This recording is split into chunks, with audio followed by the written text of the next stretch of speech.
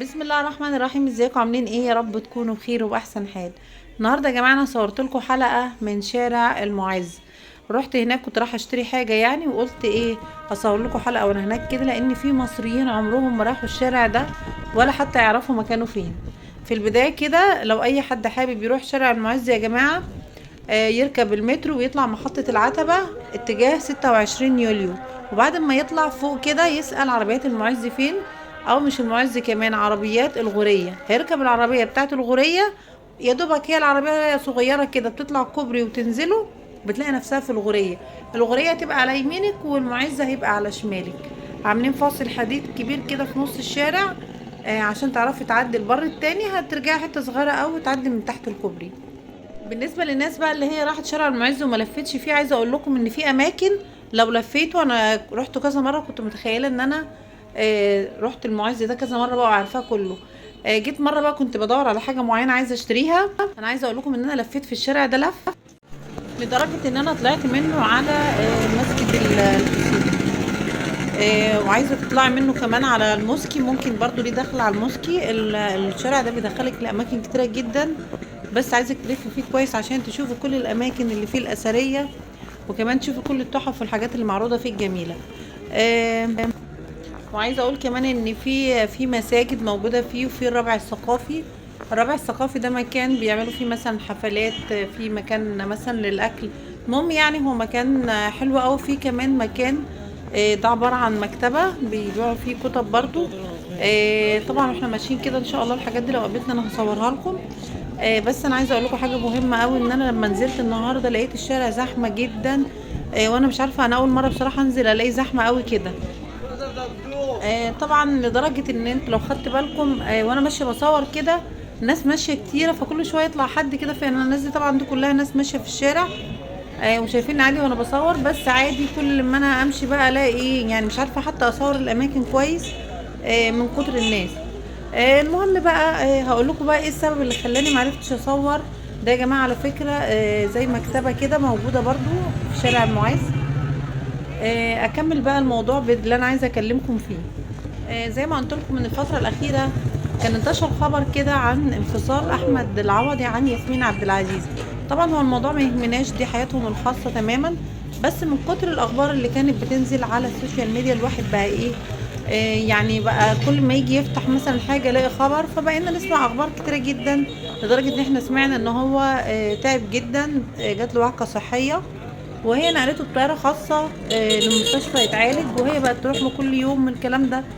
طبعا انا عايزه اقول لكم حاجه مهمه قوي. انا اتعلمت دايما ان الخبر عشان تسمعيه صح، يا اما تسمعيه من صاحبه، من صاحب الخبر نفسه، او من مكان موثوق منه. مش اي حد يدخل على النت يتكلم عشان يعمل مشاهدات والناس تسمعه، ايه يقعد يقول اي هبل واي كلام كده وخلاص. طبعا ما اعرفش انا مدى صحة الكلام ده، بس وانا ماشية في الشارع قالوا ان في مسلسل بيتصور في شارع المعز. قلت وانا ماشيه لو قابلني هتفرج، ما قابلنيش خلاص هو مش هيفرق معايا يعني. هي الحاجات دي بعد كده بتتعرض في التلفزيون، وانا بصراحه برضو مش بتفرج على التلفزيون كتير قوي يعني بصراحه، او بمعنى اصح الحاجات الجديده كلها مش بتابعها. انا دايما بحب اتفرج على الحاجات القديمه عشان بيكون ليها قصه. المهم انا ماشيه في الشارع لقيت مين اللي بيصور المسلسل؟ احمد العوضي ومعاه واحده انا بصراحه ما اعرفهاش، بس بيقولوا ان هي فنانه مشهوره يعني برضو. بس انا عشان مش بتابع الحاجات الحديثه كلها بصراحه، معظمها مش بعرفها يعني. ما بعرفش الممثلين اللي هم كتروا قوي قوي بقوا كلهم تقريبا شبه بعض تقريبا يعني. عمليات التجميل وال مثلا المكياج والحاجات اللي بيعملوها دي بقى كلهم تقريبا شبه بعض. مبقتش اعرفهم من بعضيهم عكس زمان طبعا. يعني ياسمين عبد العزيز مثلا طلعت كبير، ما كانش عدد الممثلين بالكميه الكبيره قوي دي. دلوقتي ما شاء الله يعني كتروا زيادة قوي قوي. انا معرفش الناس كلها بقت عايزه تشتغل ممثله ولا ايه. المهم لقيت زي ما احنا شايفين كده احمد العوضي بيمثل وما شاء الله زي الفل، والراجل لا تعبان ولا اي حاجه، ولا زي ما انا سمعت الاشاعات ده على الكلام اللي انا سمعته على السوشيال ميديا ان الراجل ده مات خلاص. لكن بسم الله ما شاء الله زي ما احنا شايفين اهو سليم، ما فيهوش اي حاجه، زي الفل يعني. الله اكبر، يعني احسن يضربوا حاجه يقولوا احنا اللي نقينا عليه.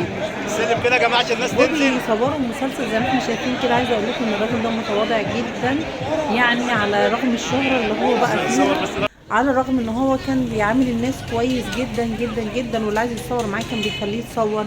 هما وقفوا فتره علشان ينظموا الطريق، علشان يعرفوا بس يعملوا لقطه كده في الشارع. بصوا بقى، وهم بقى يعني انا حضرت الجزء ده وبعد كده مشيت بقى عشان اكمل، لان طبعا بس الوقت خلاص بقى كان راح، يعني لان قعدوا فترة عشان التصوير ده، خدوا الشارع كل شوية يفضوا حتة فيه، بس ما بيعرفوش يفضوها 100% يعني من كتر الناس. فانا اكتفيت بقى وقلت خلاص انا هروح بقى النهارده. بالنسبه لي اليوم مضروب كله. بس استفدت النهارده من حاجه واحده بس، ان انا ما اسمعش اي كلام بيتقال على السوشيال ميديا كده وخلاص. الخبر يا اما يكون من صاحبه يا اما يكون من مصدر موثوق منه قوي قوي، يعني مكان فعلا الكلام ما بيطلعش منه زي قناه رسميه مثلا. لو قالت الخبر تقوله مظبوط قوي، ما تقولش، ما تكونش عايزه تعمل مشاهدات وخلاص زي ما بنسمع كده. معرفش الفنان مين مات، جنازة الفنان كذا، وطبعا الحاجات دي كلها ما بتبقاش حقيقية. ده بس بيبقى بوست تحت كده عشان يجرجروكي ويخليكي تدخلي جوه جوه تفتحي الحلقة وتشوفي المكتوب وخلاص، حتى لو كذب. المهم الناس عايزة تكسب فلوس وخلاص. وبكده يا جماعه وصلت معاكم لنهايه الحلقه. زي ما انا قلت لكم معلش انا معرفتش اصور في شارع المعز خالص.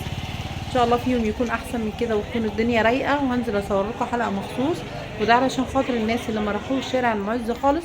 وكمان في ناس في بلاد بعيده بالنسبه لها عشان تيجي شارع المعز ده مش هتعرف ان هي تيجي اصلا، فبرضه تكون شافته رغم ان هي قاعده في بيوتها، بس تكون اتفرجت عليه. انا كده بقى وصلت معاكم لنهايه الحلقه، واشوفكم ان شاء الله في حلقه تانية. واتمنى تكونوا زي استفدتوا حاجه واحده بس من الحلقه دي، ان احنا ما نصدقش اي اشاعات او اي حاجه الناس بتقولها غير من مصدر موثوق منه قوي، يا اما الكلام يكون طالع من الشخص نفسه اللي هم بيطلعوا عليه الاشاعات. وفي نهايه الحلقه احب اقول لكم زي كل مره، لو الحلقه عجبتكم يا ريت تعملوا لايك وشير، ولو اول مره تشوفوا القناه يا ريت تعملوا اشتراك وتفعلوا علامه الجرس علشان يوصلكم كل فيديوهاتي.